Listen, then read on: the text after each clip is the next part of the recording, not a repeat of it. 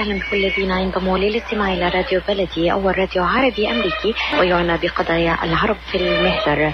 برامجنا في راديو بلدي كل يوم جمعة من 8 وحتى 9 صباحا مع ليلى الحسيني في بث حي ومباشر وعبر WNZK راديو 690 AM. صباح الخير بلدي، صباح الخير لكل مستمعينا. Welcome to Radio Baladi, the first Arab, Middle Eastern and American simulcast radio show. Radio Baladi is broadcast every Friday morning on WNZK 690 AM from 8 until 9 Eastern Time on Good Morning Michigan with Layla Al-Husseini. Our call-in number 248-557-3300. And now, stay tuned for the best radio talk show on Arab and American issues with your host, Layla Al-Husseini.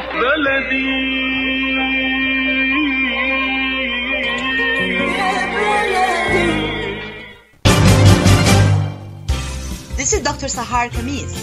Join me on the third Friday of each month at 8 a.m. Eastern Standard Time.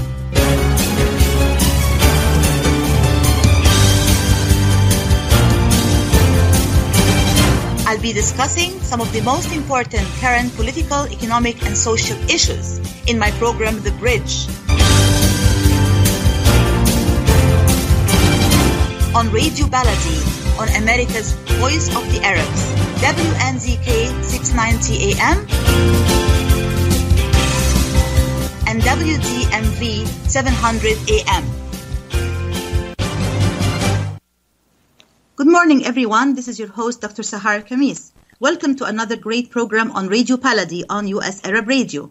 Today, we're talking about freedom of the press in the Arab world in the COVID-19 era, a very important and timely topic indeed. And with me this morning discussing this important topic are two experts in the field of press freedom from the Committee to Protect Journalists. Dr. Courtney Rutch, Advocacy Director with the Committee to Protect Journalists. She's a veteran journalist, researcher, and free expression advocate. She holds a PhD in International Relations from the American University. Prior to joining Committee to Protect Journalists, she worked with UNESCO and Freedom House and several media organizations in the Middle East and in the United States. And my second guest is Mr. Sharif Mansour, who is the Middle East and North Africa Program Coordinator at Committee to Protect Journalists. He's an Egyptian-American democracy and human rights activist. He's also a journalist and a researcher in the areas of civil society, democracy, and new media. Before joining Committee to Protect Journalists, he worked with Freedom House in Washington, and he holds a master's degree in international relations from Tufts University. Welcome to the show, both of you. Thank you so much for joining us today. Thank you for having us. Thanks so much. Thank you. So, Courtney, I want to start with you, maybe giving our listeners a brief idea about, the work that Committee to Protect Journalists in general is doing, and specifically the work that you are doing in your role as Advocacy Director. Sure. Thanks so much, Sahar. At the Committee to Protect Journalists, we are trying to document the extensive impact that both the coronavirus pandemic and the response to the coronavirus pandemic is having on journalists. This means that we are reporting on a daily basis about journalists around the world and the threats and harassment they're facing. We have been doing a series of question and answers, Q&As with journalists on what it's like reporting in these conditions, especially in countries that have criminalized aspects of journalism or have put in new restrictions on movement, et cetera. So that's really the foundation for everything we do is our reporting, trying to understand the dynamics at play. On top of that, we have provided extensive safety advice and guidance to journalists on how to work safely during this unprecedented pandemic. This includes journalists who have to go out onto the front lines, how to keep themselves kind of physically safe.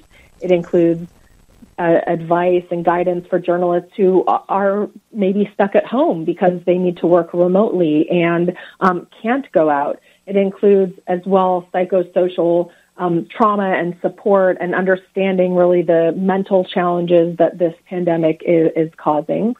And of course, we are advocating for the release of our colleagues who are held in jails around the world. We just we just had a big campaign that we call Free the Press, which was designed to put pressure on world leaders to immediately and unconditionally release at least 250 journalists who are behind bars, according to our last count, because we know that amid the coronavirus, a prison sentence could amount to a death sentence, and no one should face death because of their journalism.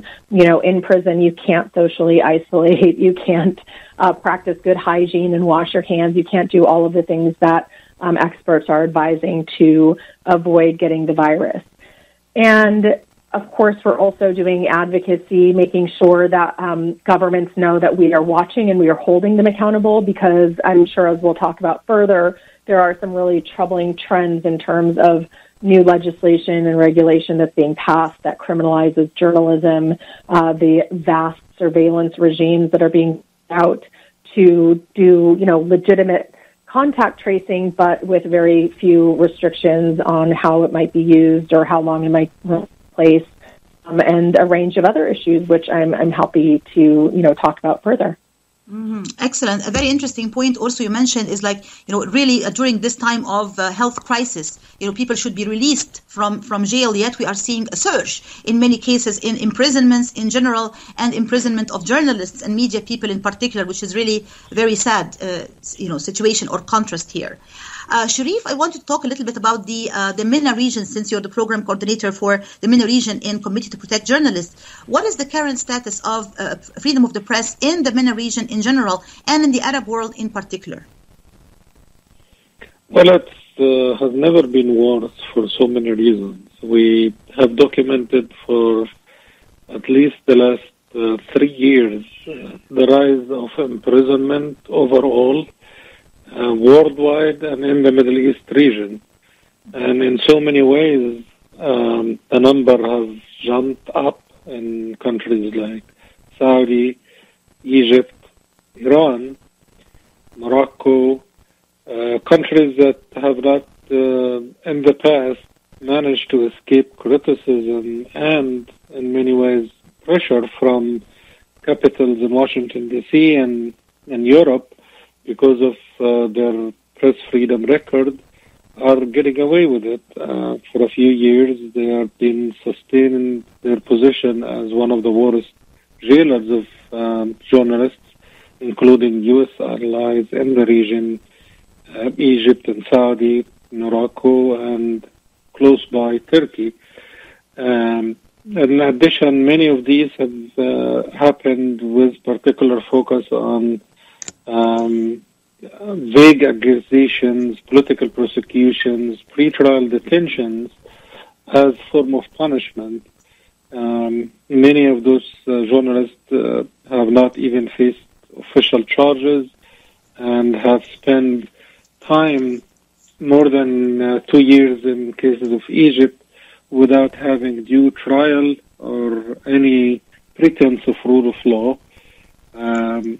In the case of Egypt, you had at least 26 journalists in jail.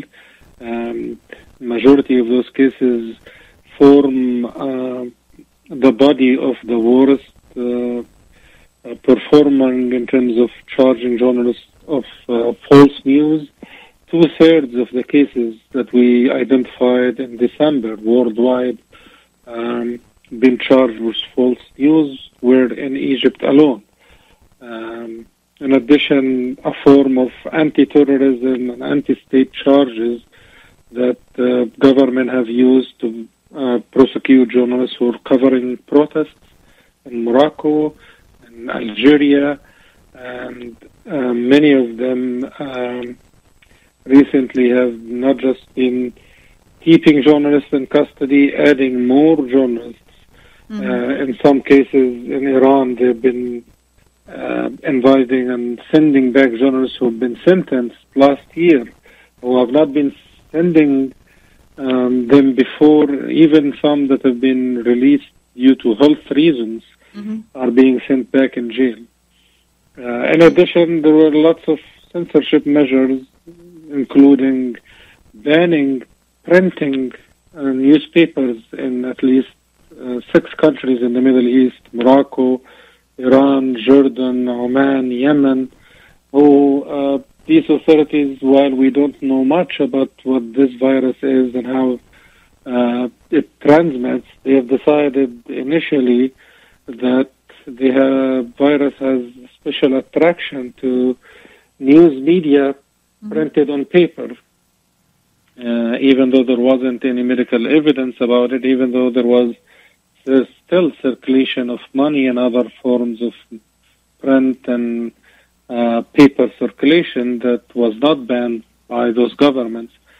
We can talk more in details about some of the practices of kicking out and expelling foreign correspondents in Egypt, briefly in Iraq, and even blocking websites that's happening now in Egypt and in Algeria because of their coverage of COVID-19. So which countries really occupied the worst position in terms of this area of press freedom in general and within the COVID-19 coverage or reporting in particular in the Arab world, Sharif, right now as we speak? Egypt would be the worst performer. The country has moved to approve emergency measures and to expand the use of its media regulatory, the High Council for the Media, and the state information media regulatory for foreign correspondents who have harassed and threatened journalists with fines and with expulsion in the case of the Guardian report. And now they are doing the same with the New York Times and Washington Post. And today they have recommended fines for Al-Naba, independent private outlet, because of their coverage of COVID-19 under the accusation of misinformation.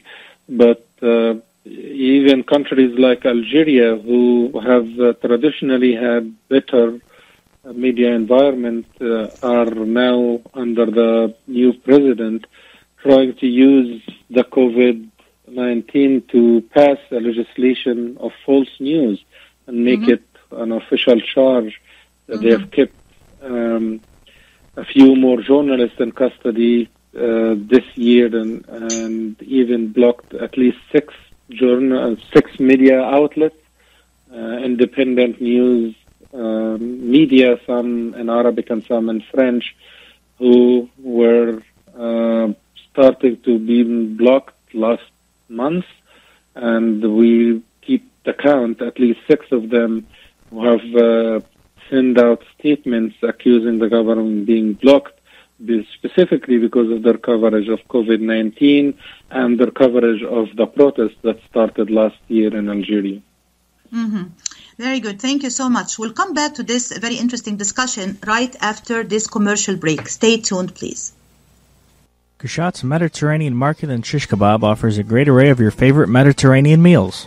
Meals range from lamb specialties, shawarma sandwiches, seafood dinners, and they offer special big trays of your favorite food, plus much more. Kushat's Mediterranean Market in Shish Kebab address is 32839 Northwestern Highway in Farmington Hills. Their phone number is 248-538-9552.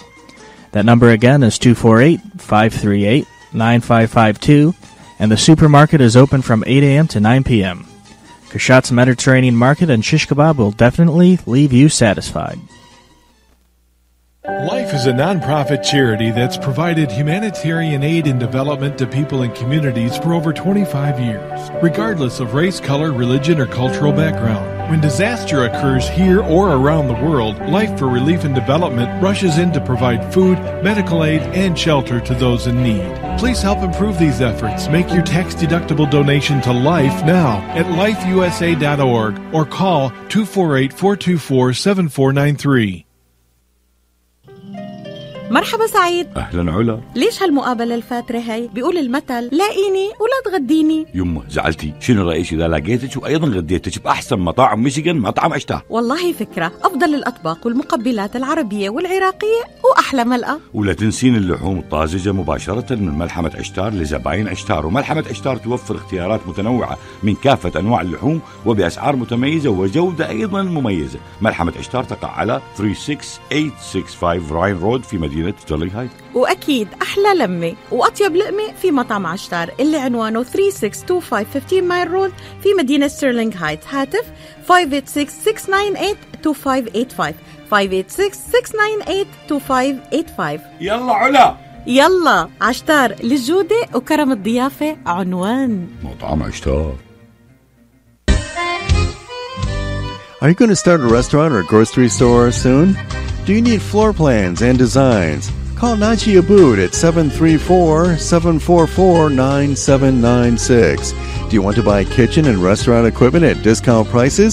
Call Najee Abood now, 734-744-9796. New Concept Products and Design, the trademark of kitchen equipment. 5% discount on all purchases of $75,000 or more. New Concept Products and Design, new location, 31185 Schoolcraft in Livonia. Learn more at www.newconceptproducts.com. Call Najee Abood, 734-744-9796.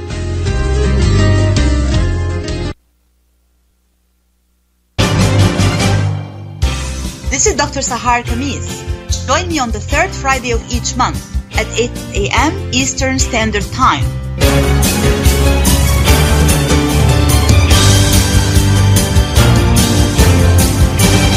I'll be discussing some of the most important current political, economic, and social issues in my program, The Bridge.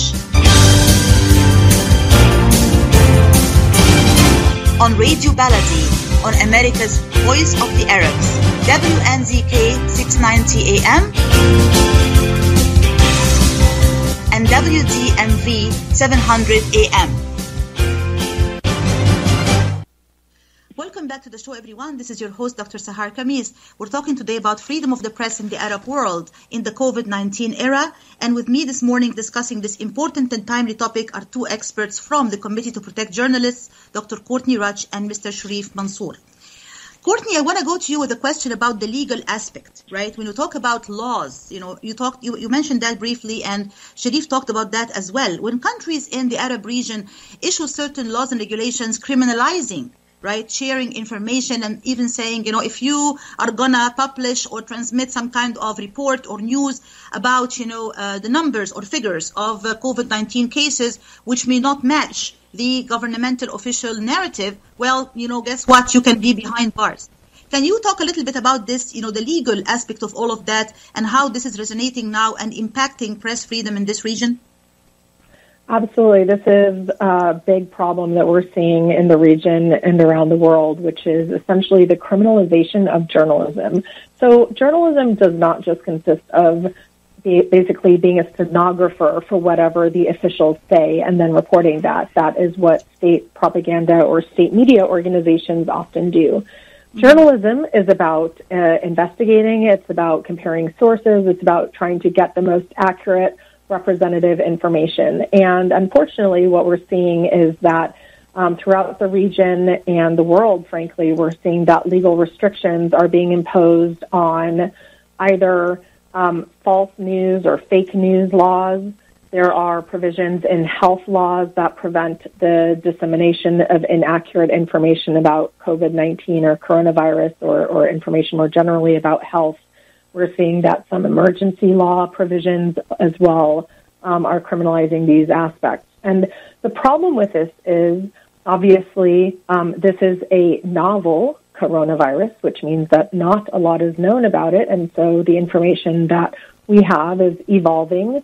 And when these laws are passed, as, for example, in Algeria, which passed the fake news law, you can see that newspaper staffers were then charged with an attack on national unity. And you can see in Egypt, which was actually one of the countries that had a false news law already on the books and which had already been using that to imprison journalists for several years. This now provides convenient cover for imprisoning journalists, for stamping out independent reporting, because everyone is scared. And there is a legitimate interest that governments have in getting out accurate information, but the way to do that is not by criminalizing journalism. It's not by criminalizing the publication of statistics, for example, that don't match the official statistics. So, Sharif referred to this earlier, but, in Egypt, for example, before coronavirus, it was basically illegal to report terrorism statistics that did not comport with the official Ministry of Interior statistics. Now it is essentially illegal to report statistics on coronavirus that aren't the official statistics. We've also seen this, I believe, in Iraq and elsewhere outside of the region. But what this does is, in countries, especially in the Middle East, which lack due process and democratic governance, in many cases, the official statistics don't seem to be accurate based on reporting on the ground, talking to doctors, reporting on what's happening in hospitals, reporting on the public and what they've experienced. And so it's really important that journalists are able to report freely and independently on what they're seeing in their reporting. And we would like to see governments actually use that to improve their understanding of the virus and its spread. But of course, I guess we're not too surprised to see that that is not the case in the region. So these restrictions as well we're really concerned about, because once you put a law in place, it's very hard to undo it. It's also easily manipulated. And again, we've seen this with anti-terrorism laws, which have been manipulated and used to restrict independent reporting and retaliate against critical journalists. We're now seeing the same happening with journalists who are reporting in the region on coronavirus. And this includes things like reporting on the number of cases and the situation, but also reporting on government responses. A lot of the governments in the region really can't stand any criticism, and that is proving to be a really dangerous situation for journalists who are trying to report. Absolutely. And it seems to me also that there is this desire to control the narrative, in quotation marks, the narrative. Who says the narrative or who tells the narrative and from which perspective? Why is this particularly very important for these regimes and governments during a time of crisis? Whenever we see a crisis happening, that's when we usually see a surge in terms of the stifling of freedom in general and press freedom in particular. Why do you think this is the case, Courtney? I think the efforts to control the narrative have to do with the lack of democratic legitimacy that many of the governments in the region hold, because there are not free and fair elections. There is not there are not civil and political liberties, a lack of general freedom of expression, and other fundamental freedoms. And so these governments are concerned about maintaining their hold on power. In many cases, that is also because they accrue economic benefits because of the intersection of political and economic power in several of these countries. And so the perception, their perception is that, hey, control information, we can, control the narrative and therefore hold on to power, make sure that our public doesn't criticize our response. But I think this is fundamentally wrong. And if you look at China, where the virus was first reported, and their massive censorship and crackdown on the press there, we can see that some of the repercussions of that has been that we did not get enough information about the true extent of the virus early on, because they immediately arrested, detained, and other journalists who went missing in the region who were trying to report on what was happening, massive censorship online, et cetera. And so unfortunately, we're seeing that several of the governments in the Middle East region are taking a page from that playbook rather than a page from, other playbooks, for example, where, the provision of information is seen as a public good, a public service, helping people be informed, ensuring that journalists are able to work freely. And it seems, according to our tracking, that most most countries are viewing journalists as essential workers, and so that they are allowed to go out and report, although in many cases they require permits, et cetera, to get out of quarantine. But, Sharif alluded to this as well, this attempt to control information. They have a lot more control over the local because they're more susceptible to pressure, a variety of sorts, obviously also on their families as well. But the international press is also facing repercussions, and these governments want to control their image internationally as well and control the international narrative. And I think that's part of why you've seen the expulsion of the Guardian reporter in Egypt, the revocation of Reuters' license in Iraq. And again, this is a trend that we're seeing in the Middle East, but around the world as well.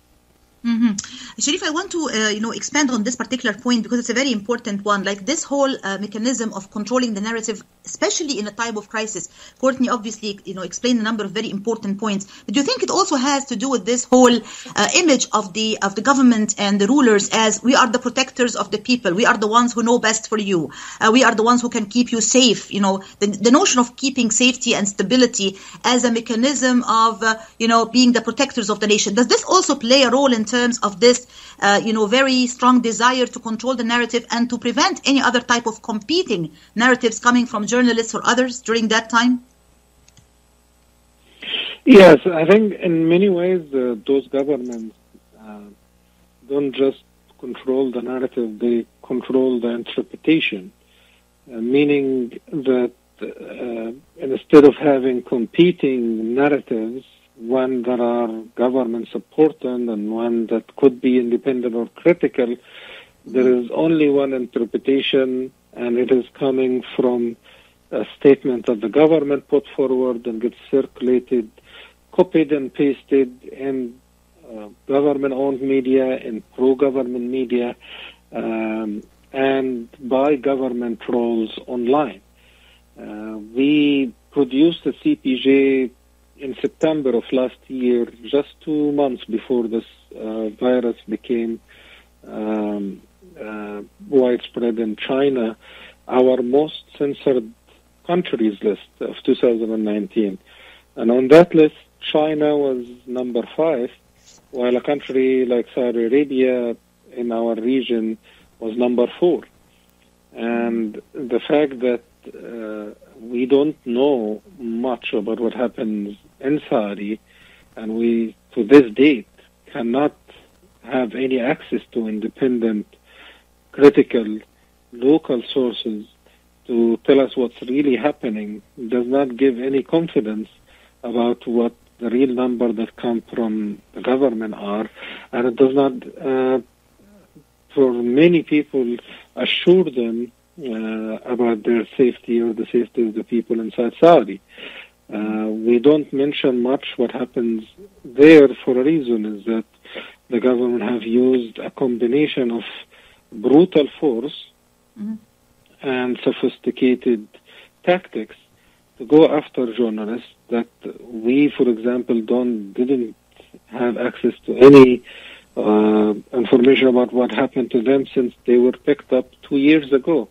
No access to family, no access to lawyers, held in undisclosed location, in secret trials, without access to media, local, independent, or international.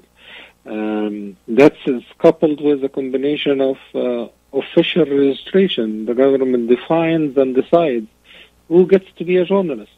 They have to be licensed by the states. They have to seek permission, and they have to renew their credentials periodically so that the government makes sure that they are towing the line. And they have to attend, off the records meetings, auditoriums meetings regularly with the government, so that the government also ensures that censorship and self-censorship is the norm. So these are all tactics that the government have used. Many of them even happen as a knee-jerk reaction to crisis. There is a known list of red lines that people respect and continues just to live by, and you just add one topic to that list. Absolutely. But I wanted to elaborate a little bit on the Gulf region in particular, Sharif. Some people say, this is an affluent region. It has resources. The economy is better. They have oil. They have more, technological savviness in terms of social media and so on and so forth. Has this been a pro or a con for freedom of the press in the Gulf region, or has it been a double-edged sword? And how can we see this playing in the midst of this, COVID-19 crisis? So the Gulf region is an interesting angle because on the opposite shores of those angles, we had Saudi Arabia as fourth most censored country in our analysis, and on the seventh spot was Iran. Iran was one of the countries that was hit early with the pandemic, and they were also one of the countries who used a lot of censorship, including banning newspapers, including jailing journalists, and harassing them online because of what they publish about the pandemic over social media, for example. And not mentioned in the most censored, but it's in the direct sphere of influence of both countries. A country like Iraq, for example, that we saw a lot of censorship happen, some because of the influence of Iran. And of the sphere of influence of Saudi, there is Bahrain, for example, which for the longest time and continues to do this day has a lot of censorship and enforces direct censorship and jails journalists in per capita rate than any other country in the world. In that region as well, we've discussed a country like Oman and Jordan, who, as part of the GCC, who banned newspapers, and for the recent pandemic, Jordan, for example, have jailed two top editors of Roya TV because of showing a TV interview with daily workers who were explaining and protesting the impact of the curfew that the government have done on their economic grievances and so on.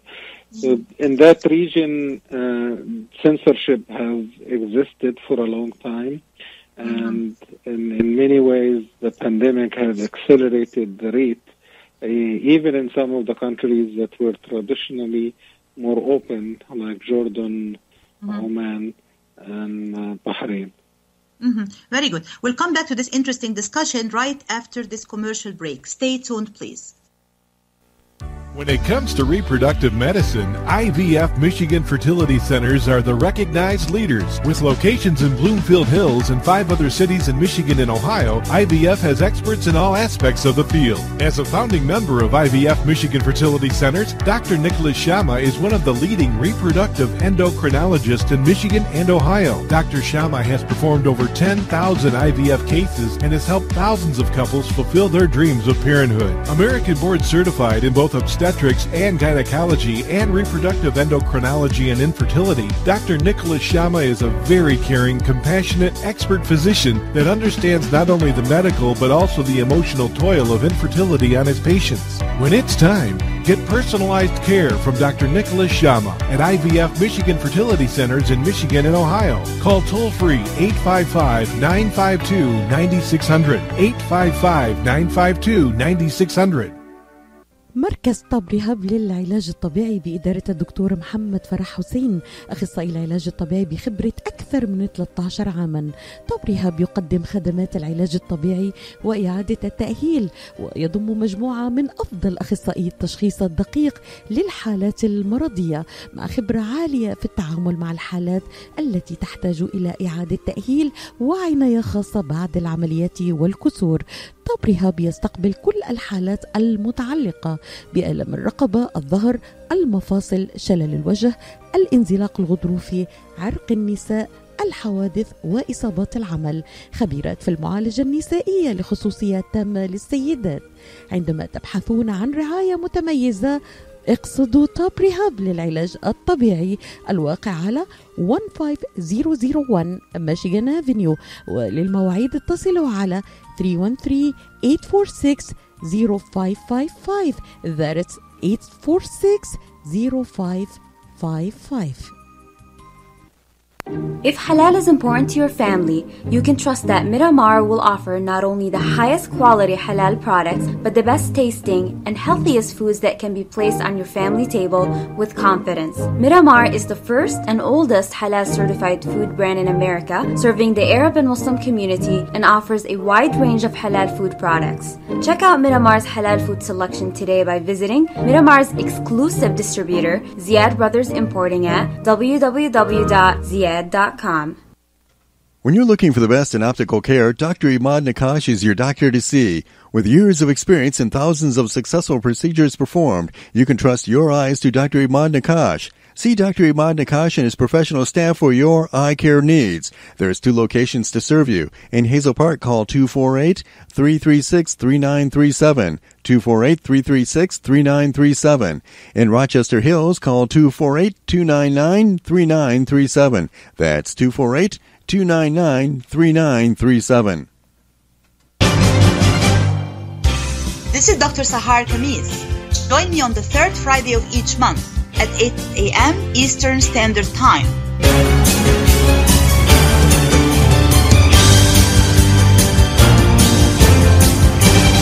I'll be discussing some of the most important current political, economic, and social issues in my program, The Bridge. On Radio Baladi, on America's Voice of the Arabs, WNZK 690 AM and WDMV 700 AM. Welcome back to the show, everyone. This is your host, Dr. Sahar Khamis, and we're talking today about freedom of the press in the Arab world in the COVID-19 era. And with me this morning discussing this important topic are 2 experts from the Committee to Protect Journalists, Dr. Courtney Raj and Mr. Sharif Mansour. Courtney, we talked about the fact that it's not only local or domestic journalists who actually suffered in the midst of this crisis. We also saw some foreign journalists being ousted, like, Ruth Michelson from The Guardian, who has been, expelled from Egypt, and her license has been revoked because of the coverage of the pandemic, and also the, revoking of the Reuters license in Iraq. What other examples can you offer us, and what does that tell us about the way that also foreign journalists, not only local ones, are being treated in this region in the midst of this crisis? Well, one of the issues that we've seen journalists facing, foreign journalists facing, is anti-foreigner sentiment, concern about the perception that journalists are out reporting on COVID and talking to potential patients, or, reporting from hospitals, and concerned that they might be then bringing back the virus. We've seen anti-foreign sentiment, for example, against Asian and Asian American journalists in the United States, against Muslim journalists in India, and, I think also against Asian journalists in some parts of the Arab region. I think the concern that we have here is a lot of the rhetoric coming out of those, from those in power, is fueling some of this anti-press sentiment and anti-foreigner sentiment. And then, of course, just more broadly, the fake news refrain is not new. That has been something that leaders around the world, including in the Arab region, have latched onto, especially in the past few years. And this virus is giving them yet another excuse to really up the ante. And we're seeing the delegitimization of news, of journalism, and that just creates a further challenging dynamic in a region where there is a lack of accountability among the institutions. There is not, a significant provision of information that's in the public interest, and relatively low levels of trust, because you don't have these independent power checks the way you do in some other countries. But really what we're seeing around the world is that, journalists are under attack and under threat, and it's compounded by the, really existential economic threat that the press is under. It's hard enough to run an independent media outlet in the Arab region, right? Now you've got a situation where these outlets are also trying to figure out how to even maintain survival as the advertising industry has been decimated. The advertising industry, since people aren't out buying things, has completely shifted its priorities. So this is going to be, we're going to see the impact of this, I think, for many years to come, because it is a multifaceted threat to the press. So of course, we've mainly focused on kind of the government threats and threats from authorities. But there is also this substantial existential economic challenge that news organizations that were already struggling in the region are going to be facing. Since we're talking about foreign journalists, I also want to touch upon the role of the international community. Excuse me. What role did the international community play in terms of trying to really provide the needed help and support, if any, for many of the journalists who are suffering from stifling of press freedom or governmental retaliation in general, and in the midst of this crisis in particular, Courtney? Well, I think that's a huge concern. So right now, there really isn't a global champion for these journalists. We used to see much more activity from the United States, from, the top leadership, from the State Department, that would be using its diplomatic influence to try to help put pressure on their allies to improve conditions for the press. And that really has deteriorated over the past few years. We've seen, for example, the UK and Canada launched something called the Media Freedom Coalition, which they launched a great fanfare where they are theoretically promoting press freedom around the world. But I think we've seen very little impact from that. They kind of I don't think we've seen a sufficient impact of them using their diplomatic weight, the weight of development assistance, et cetera. And in fact, if anything, we're seeing that the international community is not standing up for journalists. The World Bank and IMF are giving out massive loans and economic support, which is deeply needed. But even despite the recognition that there is an infodemic, where basically, vast amounts of disinformation and propaganda are being propagated around the world, journalism is part of the solution to the infodemic. And yet, I don't think that we're seeing sufficient enough attention being paid by, for example, the development banks or international assistance to protecting journalists and protecting the rights of the press to report freely. So we're in a situation where we are lacking global champions for this, where we really need to see the countries and the diplomatic community that does understand the importance of a free press, that ostensibly stands up for the rights of journalists, to be much more vocal, to speak out much more strongly. When we launched this petition publicly around the world to call for countries to release journalists who are imprisoned in the past few weeks, and we sent that petition along with a letter representing the more than 190 organizations that signed on to support the Free the Press campaign. We sent that letter to the Secretary General. And we asked him to please prioritize this issue and releasing journalists and making press freedom a priority in the United Nations response to the global pandemic. But I think we need to see much stronger recognition. When we hear these statements from the Secretary General, from the head of the World Health Organization, talking about the really challenging information environment and the infodemic, we're not hearing enough about the important, critical role that journalists play in combating the infodemic. And so it's a very challenging situation now where it's really up to journalists and civil society and national, press freedom community to put this pressure on. But we can't do that alone. That doesn't mean that there aren't, some supporters here and there. We have seen some members of Congress speak out. We have seen that, there are these kind of individual actions that have been taken, but not enough. It's not enough to kind of save journalists and make sure that they are released, make sure that they have the right to report during this critical time. I think it would be safe to say that we have a lack or a vacuum in international moral leadership now when it comes to protecting press freedom worldwide. We'll come back to this important discussion right after this commercial break. Stay tuned, please.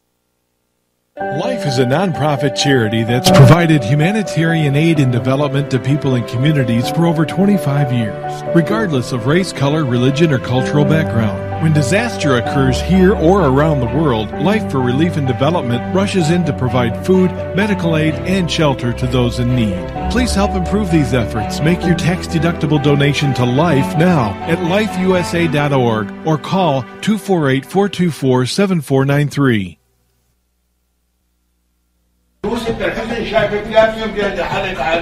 إلي ساعة عم بستناك مشان نروح نتغدى بالشام. الشام؟ ايه بالشام ومو بالشام. شلون صارت هي؟ بدل ما نروح نتغدى بالشام ايه جابوا لنا الأكلات الشامية الطيبة لعنا لهم.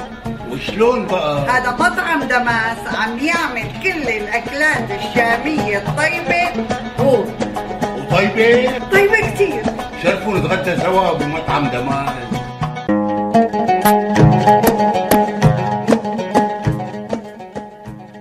الأكل الشامي الأصيل فقط بدماس كوزين. زوروهم على 28841 أورشاد ليك بفارمينغتون هيلز، ولطلباتكم اتصلوا على 248-987-4609. That's 248-987-4609. دماس كوزين and catering، جبنا لكم الشام لعندكم. تتمنى شركة زياد لك ولعائلتك الصحة والسلامة دائما. تأكدوا بأننا نتوخى أقصى إجراءات السلامة لنعمل على تلبية جميع احتياجاتكم من منتجات زياد المفضلة لكم. تتمنى عائلتنا أن تبقوا أقوياء متمتعين بالصحة والعافية. زياد، من عائلتنا إلى عائلتكم. مركز طب رهاب للعلاج الطبيعي بإدارة الدكتور محمد فرح حسين، أخصائي العلاج الطبيعي بخبرة أكثر من 13 عاما. طب رهاب يقدم خدمات العلاج الطبيعي وإعادة التأهيل، ويضم مجموعة من أفضل أخصائي التشخيص الدقيق للحالات المرضية، مع خبرة عالية في التعامل مع الحالات التي تحتاج إلى إعادة تأهيل وعناية خاصة بعد العمليات والكسور. طب رهاب يستقبل كل الحالات المتعلقة بألم الرقبة، الظهر، المفاصل، شلل الوجه، الانزلاق الغضروفي، عرق النساء، الحوادث وإصابات العمل. خبيرات في المعالجة النسائية لخصوصيات تامة للسيدات. عندما تبحثون عن رعاية متميزة اقصدوا توب ريهاب للعلاج الطبيعي، الواقع على 15001 ميشيغان افنيو.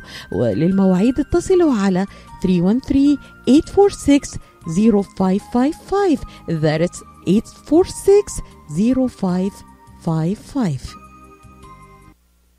مراكز IVF ميشيغان للخصوبة وأطفال الأنابيب الرواد في مجال الطب التناسلي، تعلن عن استقبال مراجعيها في بلومفيلد هيلز ومراكزها المنتشرة في ميشيغان وأوهايو، حيث يتواجد أمهر الأخصائيين لتقديم الاستشارات في جميع مجالات التلقيح الصناعي.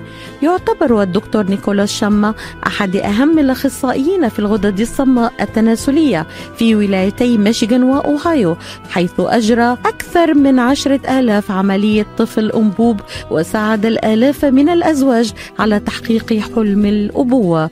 يحمل الدكتور شما شهادة البورد الأمريكي في كل من أمراض النساء والتوليد، أمراض الغدد الصماء التناسلية والعقم، رعاية طبية ممتازة وتفهم عميق للأثر العاطفي والنفسي لحالة العقم. للاستفسار اتصلوا على 248-952-9600 248-952-9600. This is Dr. Sahar Khamis. Join me on the third Friday of each month at 8 a.m. Eastern Standard Time.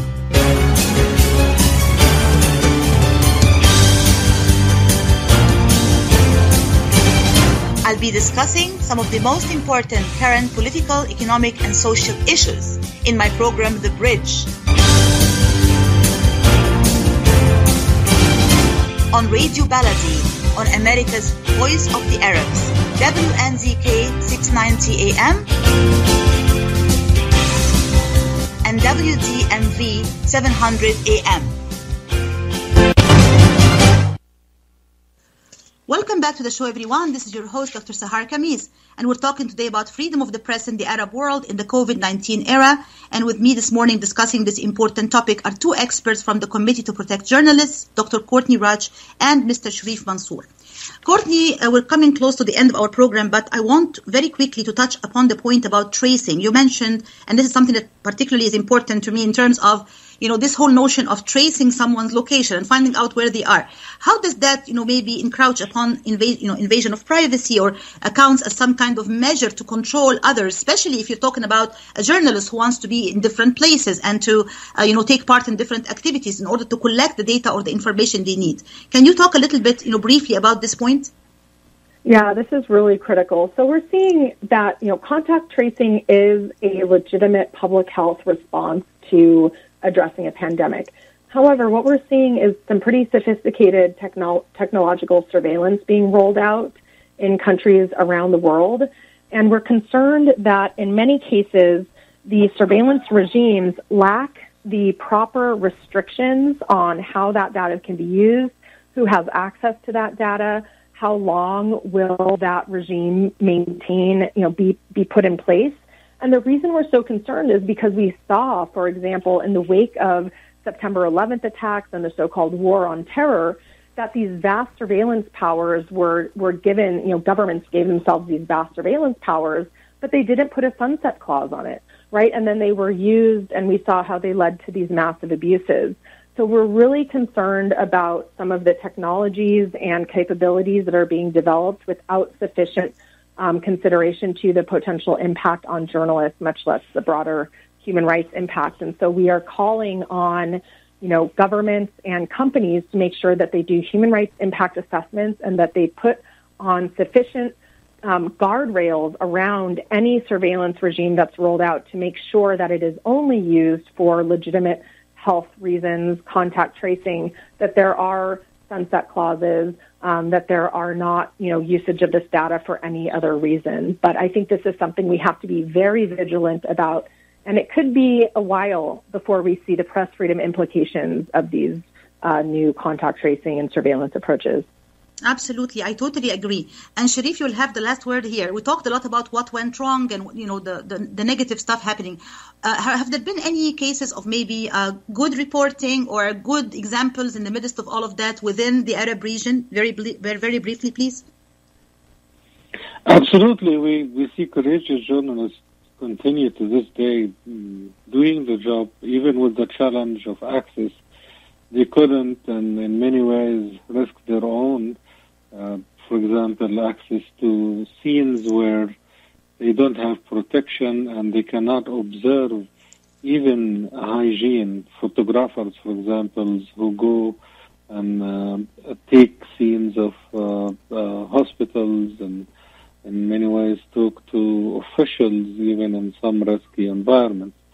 And in many of those locations, the journalists who gets into trouble, their colleagues in the international community does pay attention. We saw in Egypt, Mada Masr, the independent, one of the remaining independent investigative outlets, continues to shed lights on cases of imprisoned journalists and the suffering of families that they have, including their own columnist, Ala Fattah, and the fact that their editor, Lina Atallah, was released after an outcry online by the international influencers, including by members of Congress and by European officials and UN officials on the case.